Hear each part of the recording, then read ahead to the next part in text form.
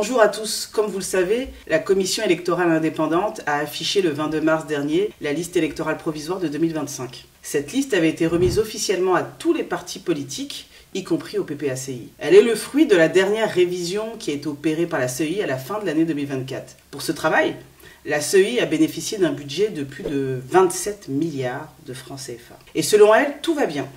Le travail a été bien fait. Le président de la CEI l'a déclaré avec autant d'assurance que c'est lui qui est personnellement en charge de la sous-commission chargée de la révision de la liste électorale. Mais SAFE a examiné cette liste en détail. Et ce que nous avons découvert est tout simplement incroyable. Regardons de près cette liste qui a coûté plus de 27 milliards aux contribuables ivoiriens. Première chose, la CEI ne respecte même pas la loi. Selon l'article 2 de la loi du 9 octobre 2001, la CEI est chargée de gérer les fichiers électoraux, de mettre à jour la liste électorale chaque année et surtout établir une liste électorale fiable, juste et complète. Mais ce n'est pas ce qu'elle fait et pourtant la loi lui donne tous les outils nécessaires. L'article 4 lui permet de demander toute information utile aux mairies, aux sous-préfectures, aux tribunaux, aux hôpitaux, etc. Personne ne peut rien lui refuser dans le cadre de l'accomplissement de ses missions. Personne. La loi va même plus loin puisque l'article 7 du Code électoral impose que la liste contienne toutes les informations essentielles pour identifier clairement chaque électeur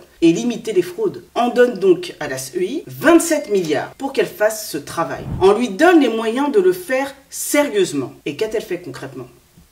2 lettres. Une au ministère de l'Intérieur pour demander la liste des personnes décédées, et l'autre au ministère de la Justice pour avoir la liste des personnes déchues de leurs droits civils et politiques. Et puis, plus rien. Mais vraiment plus rien. Aucune vérification poussée, aucun croisement avec l'ONESI, aucune enquête sérieuse. Résultat, plus de 6 millions d'électeurs inscrits sur la liste électorale sans y avoir droit. C'est le double du chiffre de 2023. Ce chiffre représente environ 70% des électeurs de la liste électorale provisoire. Qu'est-ce que ça veut dire exactement? Eh bien, ça veut dire que nous avons une liste électorale où plus de 6 millions d'électeurs prétendent ignorer l'identité de leur père, de leur mère, voire même des deux. Ou encore, ils prétendent ignorer la date et le lieu de naissance de leurs parents. Ou encore, ils prétendent partager avec des centaines et des milliers d'électeurs les mêmes parents. Le pire, c'est que sur la liste électorale de 2023, certains d'entre eux déclaraient que leurs parents étaient nés le 1er janvier 1900, ou du moins, ils déclaraient une date de naissance. Et puis, tout d'un coup, en 2025, si on en croit la liste électorale qui nous a été présentée, ils prétendent maintenant ignorer la date de naissance de leurs parents. Qu'est-ce qui explique cette volte-face? Qu'est-ce qui explique qu'en 2023, ces électeurs avaient pour leurs parents comme date de naissance 1er janvier 1900 et puis tout d'un coup, en 2025, pour la date de naissance, il apparaît indéterminé, non précisé ou rien du tout. Ces personnes sont-elles venues dans le cadre de la révision de la liste électorale pour déclarer qu'elles ignorent maintenant la date et le lieu de naissance de leurs parents? Ou est-ce que des modifications sont intervenues à leur insu? La question reste posée. Nos investigations nous amènent à penser qu'il y aurait eu une manipulation sur la date de naissance des parents de ces électeurs entre la liste électorale de 2023 et celle de 2025. Mais nous reviendrons sur ce sujet plus tard dans une autre vidéo. Mais alors, on a quand même une simple question. La CEI est-elle ignorante de ses missions fixées par la loi ou choisit-elle de les ignorer? Mais dans tous les cas, c'est le peuple qui paye et il le paye très cher. Passons à l'usurpation d'identité. Nous avons identifié 7853 cas d'électeurs inscrits de façon frauduleuse sur la liste électorale de 2025. Ces personnes utilisent les mêmes noms, prénoms, date de naissance et parfois même les mêmes parents que d'autres électeurs. Même père, même mère, même date et lieu de naissance. Mais ce ne sont pas les mêmes personnes. C'est du copier-coller d'identité en fait. Et ce n'est pas nouveau. On avait déjà vu ça en 2023. À l'époque, il y avait 6047 cas documentés, mais loin d'avoir corrigé le problème, la situation s'est aggravée. En 2025, ce sont 7853 cas d'usurpation, une hausse de plus de 1800 cas. Mais le plus inquiétant, c'est que la technique de fraude a évolué, elle s'est améliorée. Pour la rendre moins visible, les fraudeurs ont trouvé une astuce. Ils inversent simplement le nom et le prénom de la personne dont ils volent l'identité. Regardez, nous avons ici un électeur dénommé Mori Bakayoko, né le 1er janvier 1990 à Nyokoso, fils de Bakayoko Sori et de Dosso Monfla. Et il y a un autre électeur, dénommé lui aussi Bakayoko Mori, né le 1er janvier 1990 à Nyokoso, fils de Bakayoko Sori et de Dosso Monfla. C'est la même identité, dupliquée et maquillés. Et pendant ce temps, la CEI valide tout ça. Pas de vérification, pas de filtre, pas d'alerte. C'est simple. En Côte d'Ivoire, on ne se contente plus de voler des votes. On vole les identités en toute impunité. Il suffit d'inverser un prénom et un nom pour créer un nouvel électeur, à partir d'une identité déjà utilisée, et ça n'a pas l'air de déranger la CEI. Autre découverte choquante qu'on a pu repérer sur la liste électorale, des parents dont la nationalité a été modifiée. Il s'agit en fait d'électeurs inscrits sur la liste électorale avec des parents prétendument ivoiriens, alors que leurs actes de naissance racontent une toute autre histoire. Vous avez par exemple Adama Traoré. Lui, il est inscrit comme électeur. Ses parents seraient nés à Kong en 1900. Donc, j'attire votre attention sur ce point. Ses parents sont nés à Kong, selon la CEI, en 1900. Donc, ils auraient 70 ans. Ils auraient eu 70 ans à sa naissance. Déjà là, vous voyez bien qu'il y a un problème. Ses parents n'ont pas pu le mettre au monde à 70 ans. Mais bon, passons.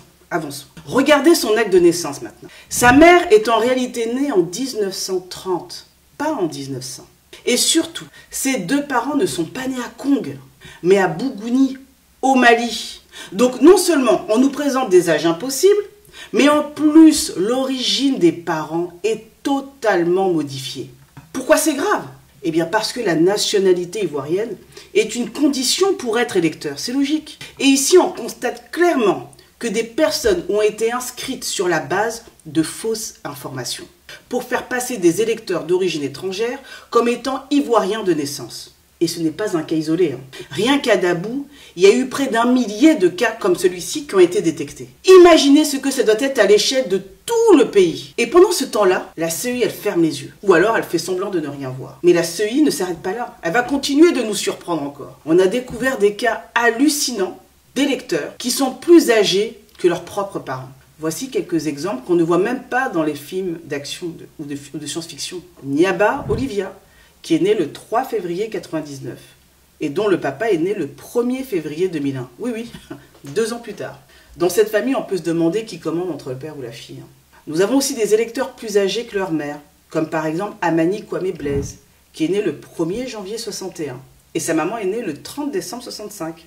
Soit la CEI a inventé la maternité à rebours, soit elle ne vérifie rien du tout. Nous avons encore des électeurs du même âge que leur père, comme Yehoun Golo, qui est né le 1er janvier 97. Et son papa est également né à la même date, de naissance précise. Un papa jumeau de son fils, quoi. Et ça ne choque pas la CEI. Nous avons encore des électeurs du même âge que leur mère. Par exemple, Yen Wati du Corté, né le 1er janvier 1960. Et sa mère est née le même jour, au même lieu.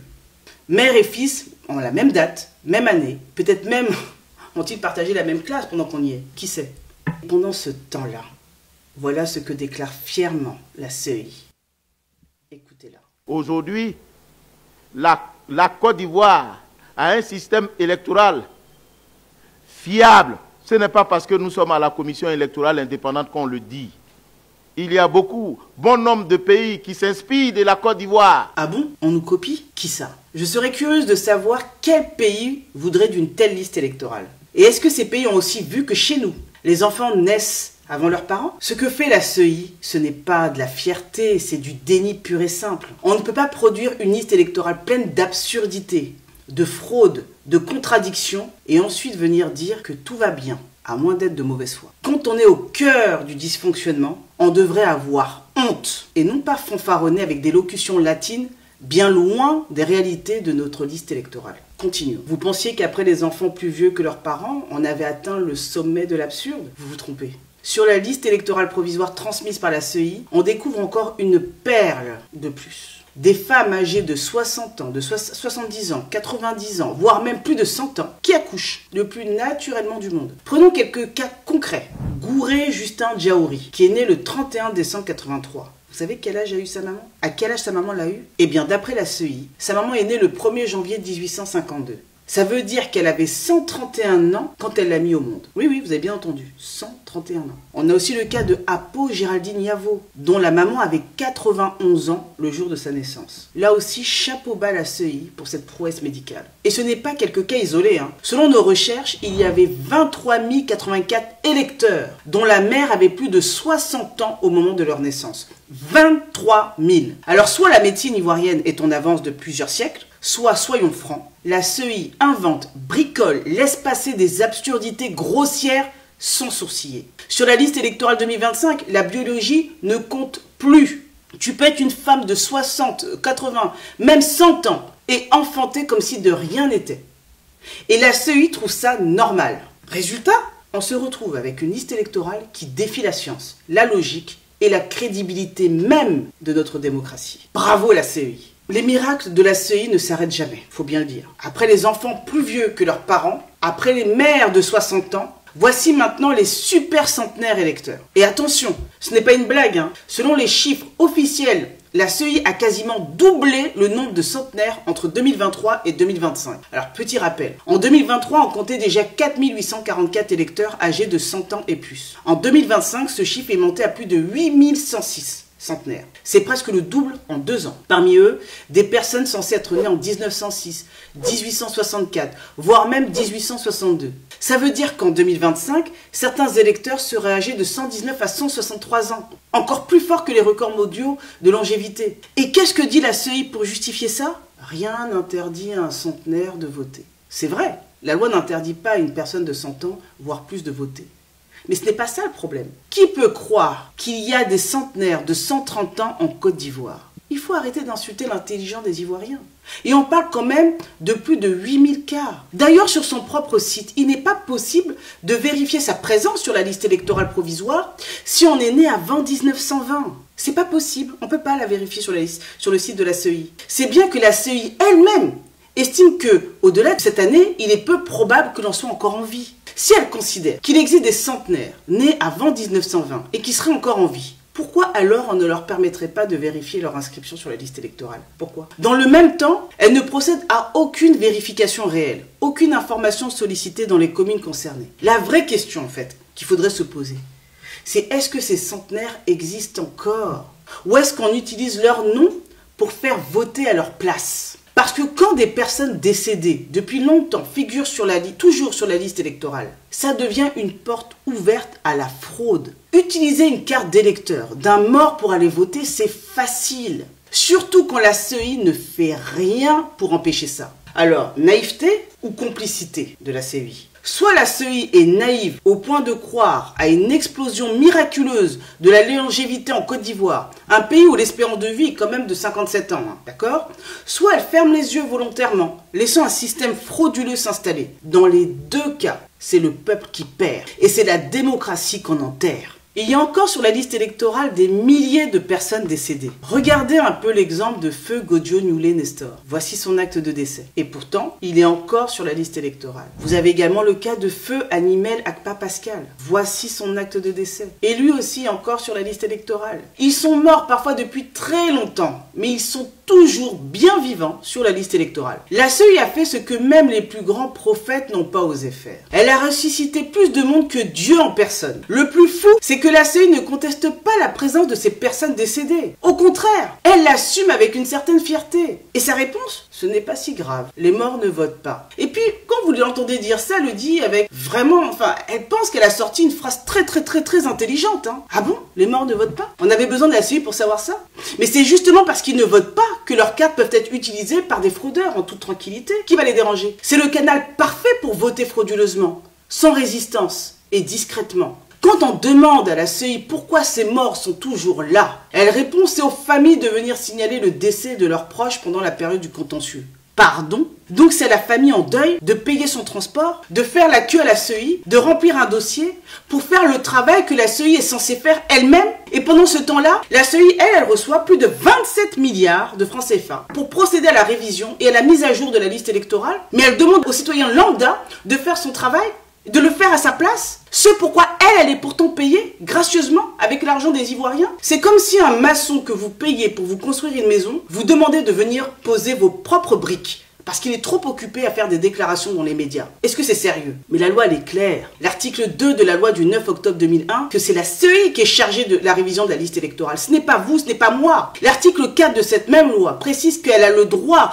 de solliciter toutes les informations utiles auprès des autorités administratives. Ce n'est ni vous ni moi à qui on donne ce droit. Donc elle peut et elle doit contacter les mairies, les hôpitaux, les services d'état civil pour obtenir la liste des décès. Mais elle ne le fait pas. Elle ne le fait pas. En résumé, nous avons des morts sur la liste électorale provisoire, une CEI qui ne les retire pas, des familles endeuillées qu'on accuse de ne pas faire le boulot à sa place et un processus électoral qu'on laisse ouvert aux pire manipulation. Voilà ce qui est reproché à la CEI. Qu'elle arrête de se victimiser en pleurnichant de plateau télé en plateau télé ou de conférence de presse à conférence de presse. Qu'elle utilise notre argent conformément à la mission qu'on lui a confiée. C'est tout ce qu'on lui demande. Nous allons aborder maintenant un autre scandale qui nous a été dénoncé. La fraude à la nationalité pour s'inscrire sur la liste électorale. Alors, disons-nous les choses franchement. En Côte d'Ivoire, la question de la nationalité a toujours été un sujet sensible, instrumentalisé, politisé, étouffé.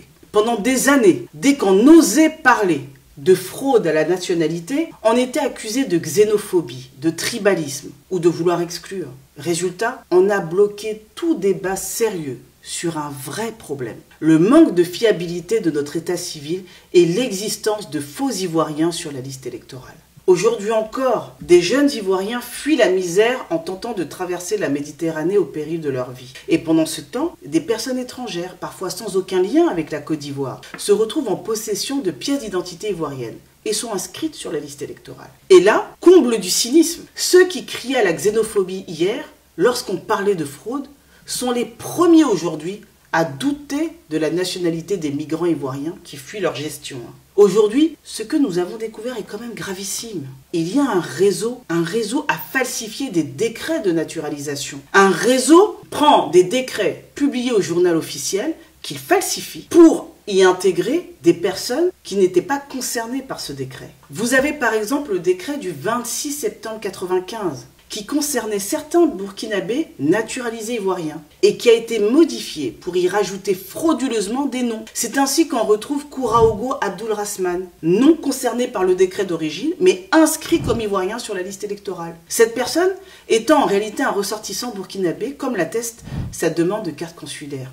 On a un autre exemple de falsification, le cas de Traoré Sina, qui a aussi été ajouté illégalement sur un décret falsifié. Ces personnes ont donc acquis la nationalité ivoirienne sur la base de faux documents. Selon nos informations, il s'agit d'un réseau d'envergure qui a falsifié les décrets de naturalisation pour l'établissement de pièces d'identité ivoiriennes frauduleuses. Ces manipulations ont permis l'obtention de pièces d'identité ivoiriennes, l'inscription sur la liste électorale de personnes qui n'y ont strictement pas droit. Cela n'aurait pas été possible s'il y avait eu un croisement systématique entre la liste électorale et les actes d'état civil. Mais il n'y a aucun lien automatisé avec les bases de données de l'ONESI, ni des mairies, ni des services consulaires. Et cela a des conséquences graves. Des milliers, peut-être même des millions de personnes figurent sur la liste sans y avoir droit. Morts, fraudeurs, étrangers, usurpateurs, etc. On a dénoncé tout ça durant le précédent contentieux en 2023. On a démontré à la CEI que son fichier ne respectait pas l'article 7 du Code électoral. On a encore remis à la CEI la liste de toutes les personnes qui avaient usurpé l'identité d'un électeur. Mais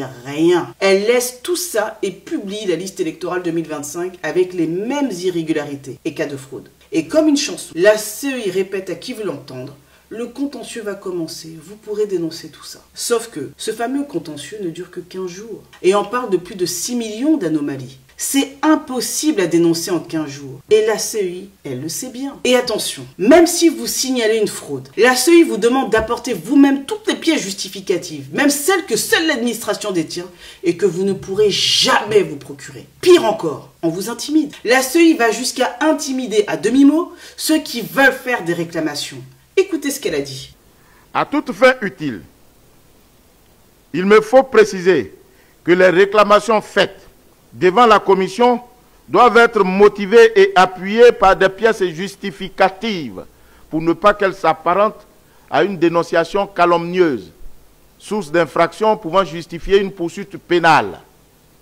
Quand vous dites « M. Tantampion ne mérite pas d'être sur la liste électorale », vous devez rapporter la preuve de ce que ce M. Tantampion ne mérite pas effectivement. Mais si vous ne le faites pas, M. Tantampion, tout comme la commission électorale indépendante, est en droit de saisir les juridictions pour vous poursuivre pour une dénonciation calomnieuse, infraction à la loi pénale. Autrement dit, si vous dénoncez un fraudeur sans avoir accès à ses papiers, c'est vous qu'on menace. Mais si quelqu'un usurpe une identité ou utilise un faux décret, la CEI ne dit rien. On récapitule. La CEI ne croise pas les données, elle ne vérifie pas les faux papiers, elle n'alerte pas la justice sur les fraudes, ou du moins elle ne le fait pas toujours, mais elle vous intimide à demi-mot si vous envisagez de solliciter la radiation de personnes qui n'ont rien à faire sur la liste électorale. C'est comme si un policier vous disait, si vous déclarez une agression sans preuve, je vous poursuis, mais je ne vais pas enquêter pour autant si vous déposez plainte. Cette attitude est inacceptable. Au mieux, la CEI est incompétente et paresseuse, trop occupée à gérer ses milliards de budget. Au pire,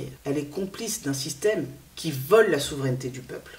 Et ce n'est pas fini. Sur la liste électorale, 36 886 électeurs ont pour père et pour mère la même personne. Oui, vous avez bien entendu. Même nom, même prénom, même date et lieu de naissance pour le père et la mère. C'est le cas par exemple de monsieur Bamba Lassina. Selon la CEI, le père de cet électeur s'appelle Bamba Soumaïla, né le 19 avril 1965. Et sa mère, eh bien elle s'appelle aussi Bamba Soumaïla. Et elle est née le 19 avril 1965. C'est aussi le cas d'Aminata Dinaman Cissé. Son père et sa mère sont aussi une seule et même personne dénommée Cissé Brahima, née le 1er janvier 1963. Est-ce que c'est sérieux? Regardez aussi le cas de Madame Edwige Loukou. Selon la CEI, le père de cette électrice s'appelle Nguessan Béatrice Kouadio, née le 1er janvier 1963. Et sa mère s'appelle aussi Nguessan Béatrice Kouadio.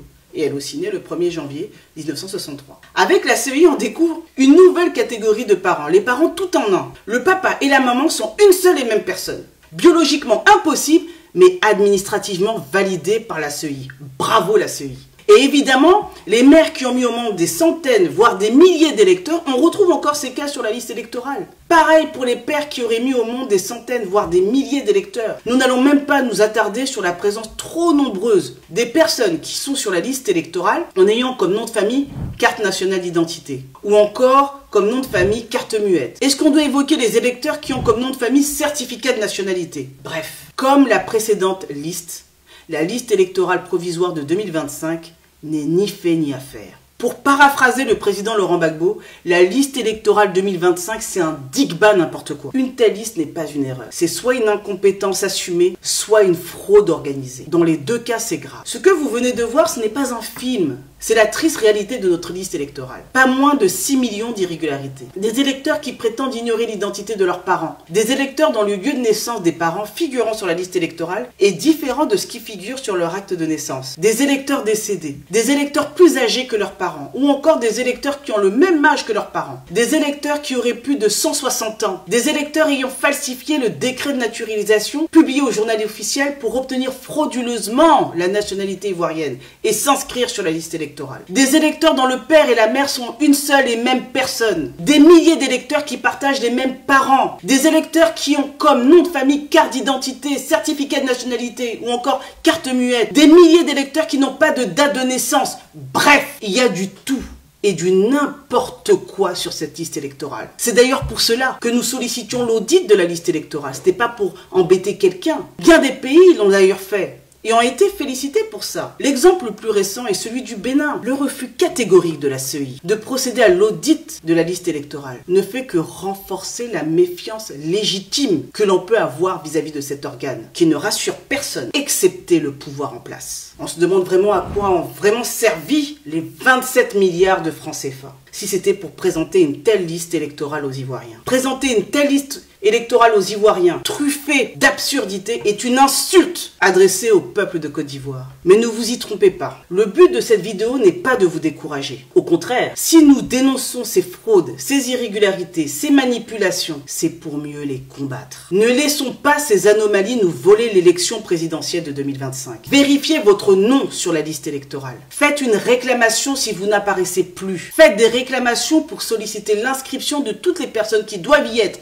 et qui ont été enlevés sans raison. Faites des réclamations pour solliciter la radiation de tous ceux qui ne doivent pas être sur la liste électorale. Plus vous êtes nombreux, plus nous serons nombreux et plus il sera difficile à la CEI de fermer les yeux sur ce qu'elle s'obstine à ne pas vouloir voir. Parlez autour de vous. Adressez-nous tous les cas qui vous apparaissent frauduleux. N'hésitez pas à commenter cette vidéo en nous envoyant des éléments et à la partager. Et surtout, mobilisez-vous. Mobilisez-vous. Parce que ce qui se joue ici, ce n'est pas juste une élection. Vous le savez très bien. Vous le savez vous-même. C'est notre avenir, notre droit de choisir notre démocratie. Rien n'est perdu. Tout est encore possible, mais à une seule condition, que chacun d'entre nous se lève. Alors, ne cédons pas, ne nous laissons pas faire. Ensemble, reprenons notre pouvoir. Merci à toutes celles et à tous ceux qui nous ont transmis des informations qui nous ont alertés de situations graves. Je tiens encore à remercier les cadres de SAFE, Ousmane Sissavané, Kazadja, Chrysoa Nagama, Joseph Sterlingra, Jean-Philippe Despris Eric, Balou Ouraga. Mais les cadres de SAFE ne seraient rien sans les sentinelles qui ont fait et continuent d'accomplir un travail colossal. Pour des raisons de sécurité, je ne peux pas citer les noms, mais vraiment, félicitations à vous tous. J'en profite pour remercier les sentinelles d'Anyama, de Marcory, d'Adjamé, d'Abobo, de Cocody, de Yopougon, du Poro, du Lodjiboua, du Sud Comoé, de l'Indénié du Hablin, du Hambol et de la Mai, qui se sont tous particulièrement investis ces derniers temps. Merci à vous. Je remercie encore tous les cadres du parti qui ont été d'une grande aide pour collecter ces informations. Merci aussi à tous les collaborateurs des Sentinelles qui nous épaulent discrètement sans bruit et qui nous accompagnent au quotidien dans ce combat pour la vérité, la justice et la liberté. À très vite pour la suite, car ce n'est que le début de l'analyse de la liste électorale de 2025 qui vient de vous être présente. La CEI a publié une liste électorale, mais